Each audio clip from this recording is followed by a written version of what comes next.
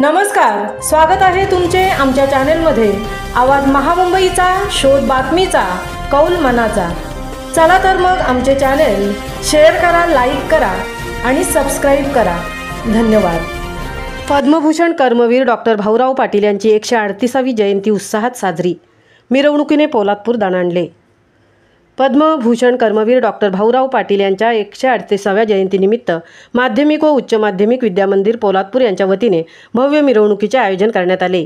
या मिरवणुकीने संपूर्ण शहरात उत्साहाचे वातावरण निर्माण केले।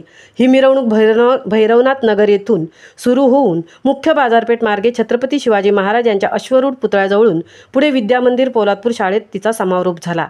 मिरवणुकीत शाळेतील विद्यार्थी आणि विद्यार्थिनींनी उत्स्फूर्त असा सहभाग नोंदवला।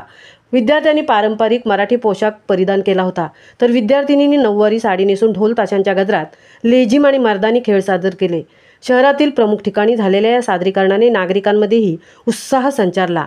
मिरवणुकीच्या माध्यमातून कर्मवीर भाऊराव पाटील यांना मानवंदना देण्यात आली।